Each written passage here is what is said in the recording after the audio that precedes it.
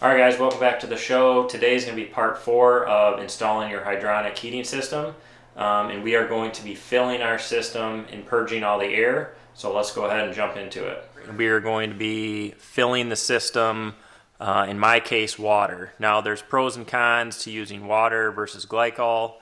I'm using water, and in another episode we will go through the whole system, talk about what each component is, and the benefits of water versus glycol, and so on and so forth. Got 4 zones. So I got zone 1, zone 2, zone 3, and zone 4. So you start with all the in-floor stuff, and you can break it down by manifold. So I got my supply to this manifold shut off, the return to this manifold shut off. So that isolates the supply and return. Now I got my hose that I'm going to be filling with hooked up to the supply, and then I have a hose hooked up to the return that goes over to a bucket, and I got a drain under there. And this is so I can watch the water and kind of tell when all the bubbles are out.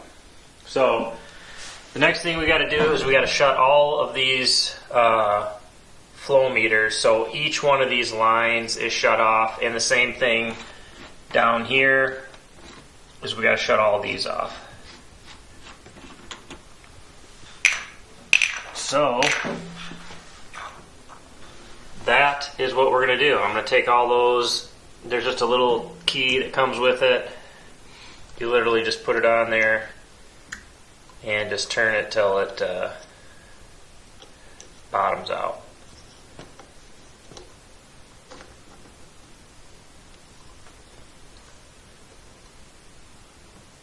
Like so. And the same thing with these down here, is you put the key over,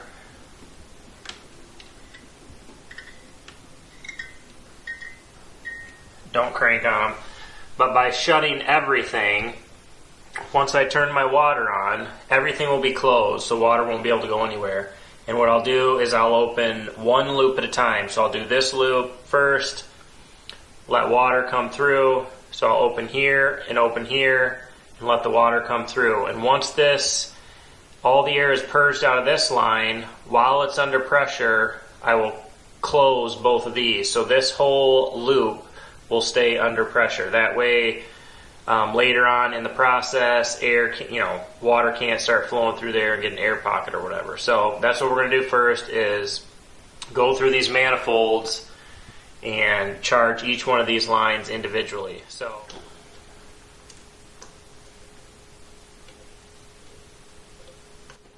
alright guys, while I'm closing these, I am hooked up to city water, and I've chose to fill my system with water.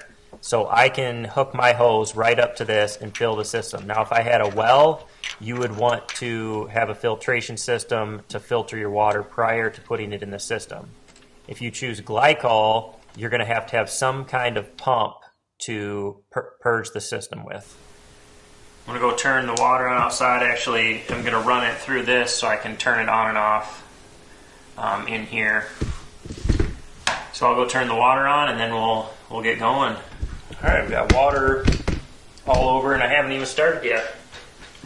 The hose I had a bad end. Alright, we got water here. So what we're going to do is we're going to open this valve, and we're going to open this valve. Now, let's see here. We're going to turn the water on. And we're going to open this loop all the way up.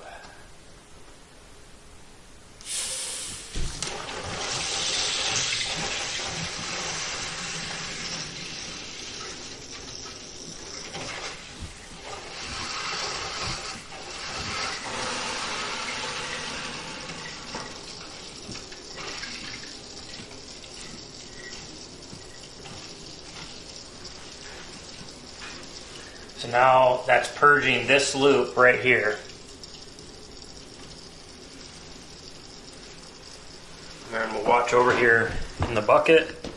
It's 300 feet, so it'll probably take A little bit of time.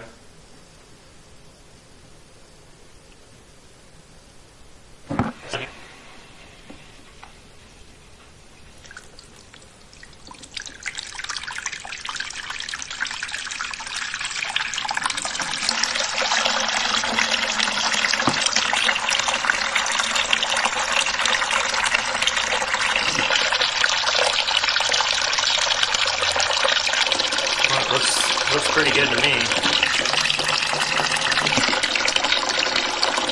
So we're going to go ahead. Now that that line is purged, we're going to shut the return side first, and that'll create pressure in that loop.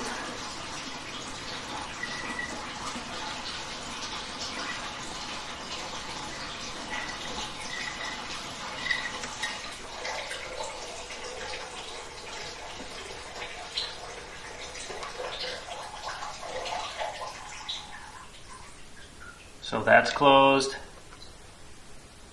Now we're going to go ahead and close the top.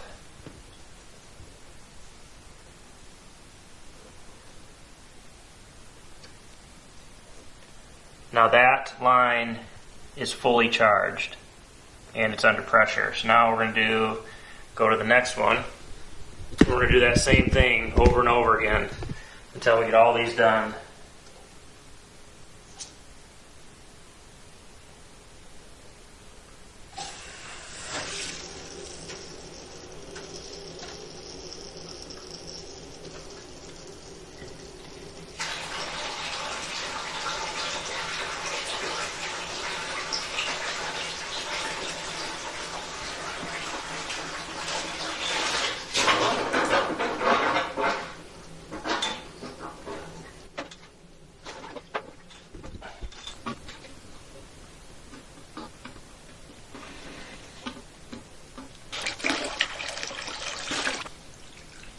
Alright, that looks good.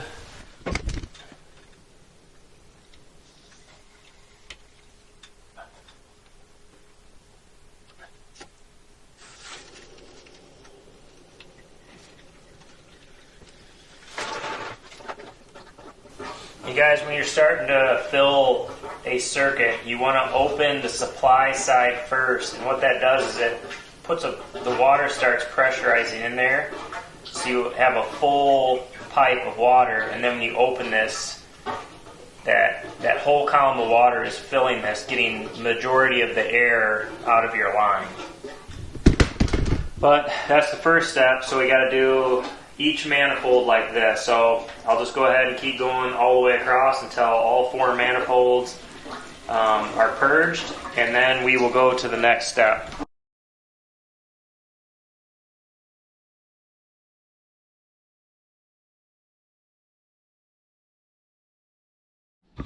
Alright, so all 7 of these circuits are charged, and then all of these are closed down here on the return manifold, and all these are closed up here on the supply manifold. Now we need to close both of these here. Now this is isolated and charged. So now we go on to the next manifold. So I just got to take these hoses off, move them down to the next one, and do the same thing.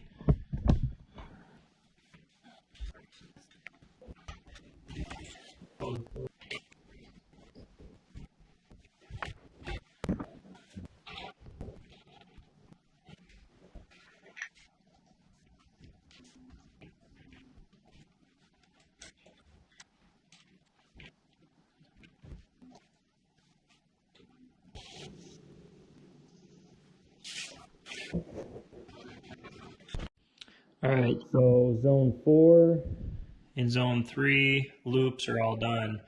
Now my zone 2 just has one circuit, so that if you follow these pipes up, one connects directly to the zone 2 pump and one connects to the return. So since I don't have a manifold, I just got to go up to the next available access point, which is right here.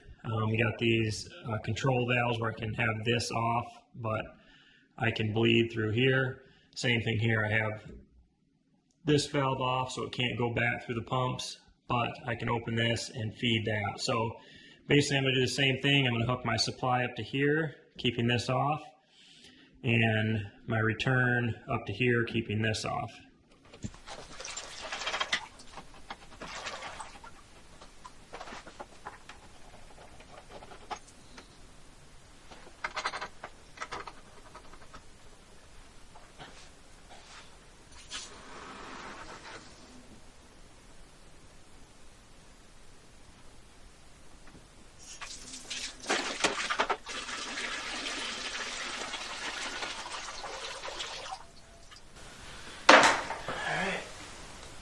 So that's that. Now I just got to do zone 1.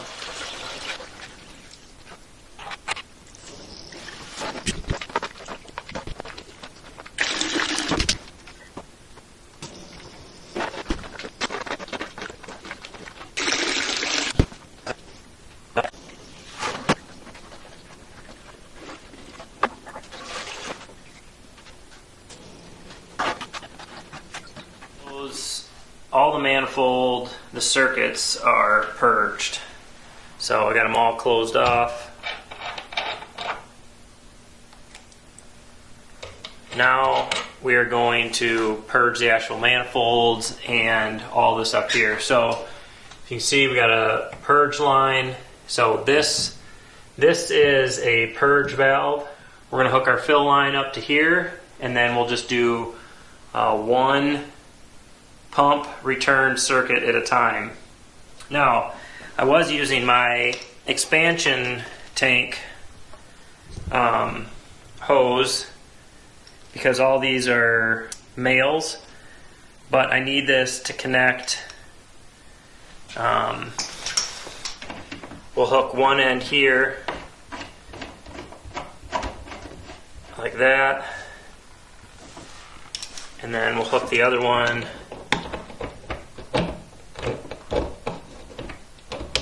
like so, and then once we get pressure up there, we will open these two, and what that'll allow it to do is to come through here and just go right around and come back through the manifold and return. That way we're going to purge any air that's left in these manifolds, if that makes sense. So we'll put it, I'm going to steal one of my my washing machine hoses so I can hook it up to here and the other end of my hose. And so we'll start purging this. So the water will come in here, it'll go through the air water separator, keep the expansion tank closed for now, come through here. It can't get through this because I'm going to keep this closed, and that's going to go around, and then we'll do one zone at a time. So we'll just start at this zone, and we'll clear out these manifolds and get all this filled and all the air purged. Kind of going to do it basically in the same fashion we did those. So it's always best to start low because obviously air rises. Get all the stuff in the floor purged and then just work your way up. So next we're going to purge these manifolds, and then we'll get all of this air purged out and get it running through the boiler. And once we get all that done, then we can let it circulate for a few hours and let the rest of the air work its way out. Alright, so my washing machine hose, the reason I had to have it is because it's got two female ends, so I can hook one here and then one onto my water supply. So I think we're ready to go. Don't turn that. Alright, so see, I got this off. We'll leave this off for now. That off for now.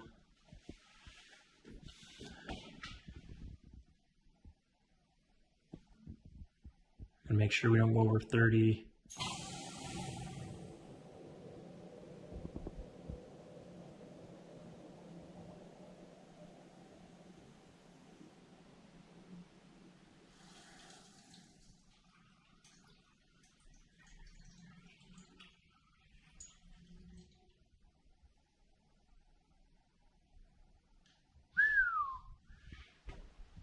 The tricky part is once I let it start going through the boiler is that relief valve is set at 30 psi. Okay, so I started here, going up around. This purge valve is closed, normal operation is open, so it forces water to go through here, and then it's going to come down. It's coming down through here. I got this valve open. It's coming down into here. I open this. It's going around through this loop, down the end of this manifold, and back up, around, and now it's in here, through here. Now, I have to take it through the boiler to get back here and start purging air. We're just going to go ahead and let it go, and then I'm just going to have to get that closed when it's time to shut the water off. All right, so we're purging the air here out of the main control panel and then each set of manifolds. And as you can see, another way to watch the bubbles is to fill your bucket with water, and then when the bubbles stop coming out, you know the line's purged. This part's a little tricky because you have to shut both the supply valve and return valve from the boiler off before you get to 30 psi. Otherwise, that relief valve will go off. Now, with that being said, if you do go over 30 psi and the water comes out of the relief valve, it's not hurting anything. You're just going to get water on the floor or wherever the pipe comes out. So when I opened that and it started pushing all the air out, you were seeing the bubbles coming out. So once the bubbles stopped, you got to watch your pressure gauge, and you can see I'm up over 40. I'm up about 40 pounds right now. This relief valve is set at 30. So if you go over that, it's going to blow out this right here, which I probably should have a tube on there just in case I hit that. But what I'm doing is I'm shutting the return and supply off to the boiler simultaneously once I stop getting air and the pressure starts to climb. Now, what I got to do is I got to close all these for zone 1. Just going to get everything closed since that's all primed. We'll do that now. We're going to move these over to zone 3, do zone 3 and 4, and then we'll come back. And if you remember, zone 2, we filled from here to here. So this is all charged already. All right, so we have this panel all purged as well. There wasn't any more air coming out, so I think we probably got it about as good as we can. So now I need to get everything back to normal, hook my expansion tank back up, and then I can turn this on and just cycle this for a few hours and let the air separator do its job. Take some more air out. I have this domestic fill right here, which what this does, this is a line that comes from my main water line. Comes through, and what it does is it anytime the system needs water, it adds it. So it's got a little preset pressure gauge here that keeps the system at 12 psi. You can see right there it's set at 12 psi. So anytime the system drops below 12 psi, it adds water. This is a backflow preventer right here, and this is where the water comes in. So it'll take this pressure, add water, and keep it at 12 psi here, even though it's higher on the incoming side, if that makes sense. So we're going to get all this unhooked, see if we can't get this thing up and running. All right, guys, we're getting ready to kick these pumps on. So I got my domestic water, I turned that on, and this was leaking. And the problem I found was this right here, this flat surface is ever so slightly cupped, and so it won't let that little washer seal. So they're sending me a new part tomorrow, but the good thing is I can still get this all up and going. This has got a backflow preventer in it, so we should be good to go. I'm going to get all the valves aligned properly. I'm going to get all these opened, and then I'm up about 25 psi, and I need to be down around 12, 15, so I'm going to relieve some pressure just from filling it, and then I can open my boiler up here. So we'll do that, and we'll get the pumps running. Alright guys, so I powered this on and turned two thermostats on. So zone 1 and zone 2 pumps are running. So you can see the lights are on, and you can hear some of the air. I'm just going to maintain 12 psi. Since I don't have this domestic fill, I can still do this just manually. So every time it starts to get low, I'll just put a little extra water in.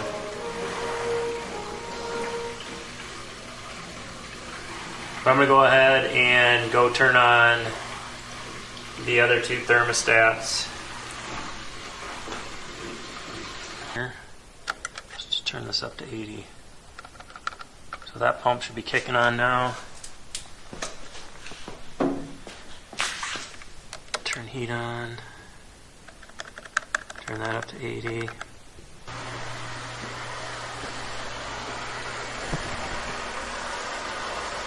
So you can kind of hear these now, but once all the air gets out of here, you won't be able to hardly hear any of this.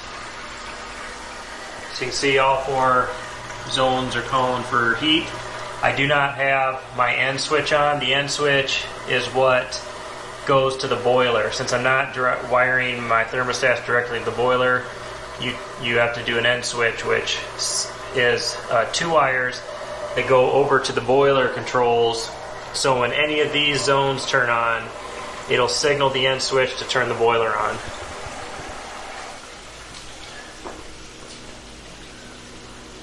So we're dropping a little bit below 10, so I'm going to add a little water.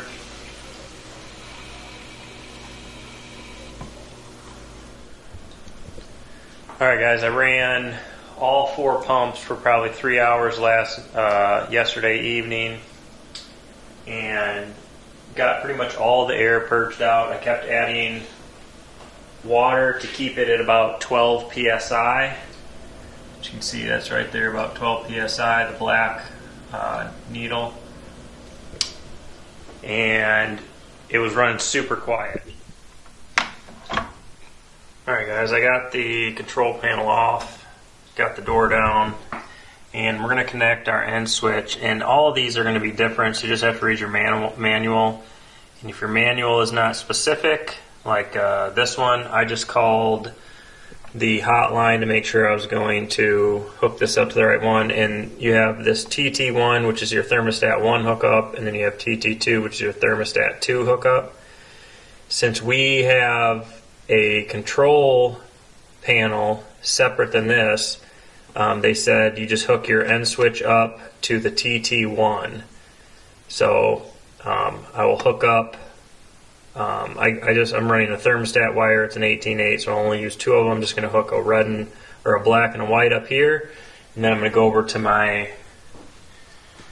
panel here, and on this main end switch, I'll hook up those same wires right there.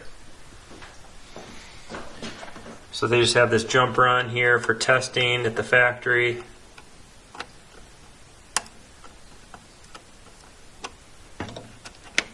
Just gonna pop that out. Alright, so you can see that I got those hooked up to this TT1. Now I can put the cover on this, close it all up, and then run this wire over there.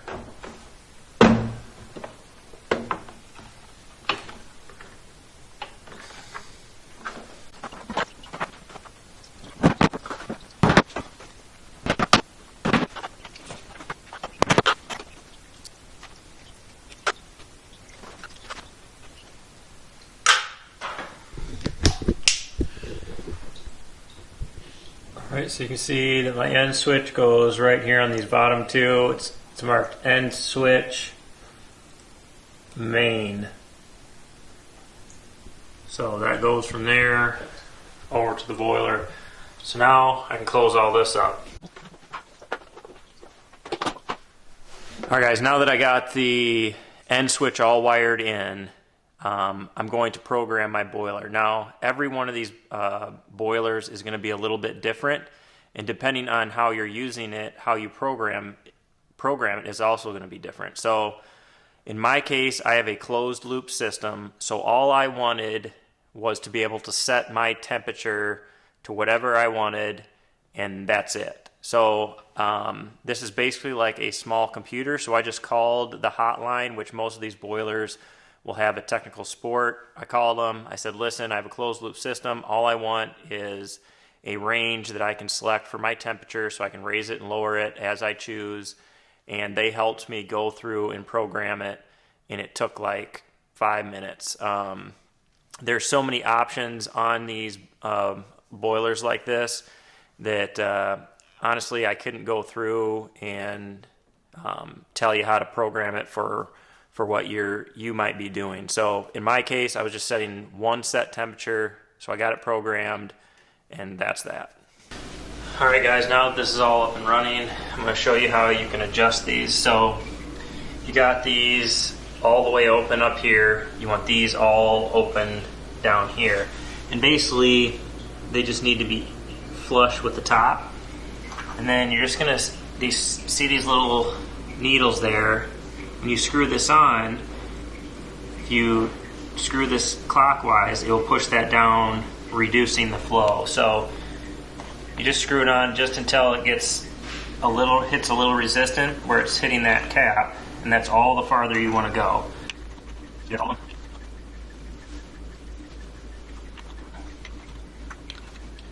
And then you can just, this one I need to go reduce it just a little, so just go until that needle moves up a little bit. As you can see, it's going way up.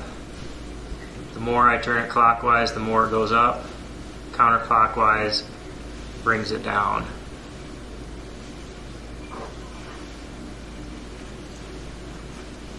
So you just want those all equal across. So they're looking pretty good, but it's pretty as simple as that. These all the way open, these all the way open. Put your caps on just till they hit resistance. And there's actually a plus, you can't really see it on there, a plus and a minus on there. So clockwise reduces the amount of flow, counterclockwise increases it. So as simple as that.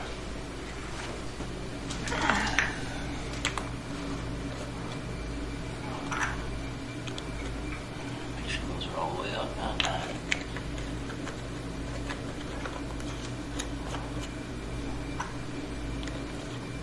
Really quick and fast adjustment, makes it real easy.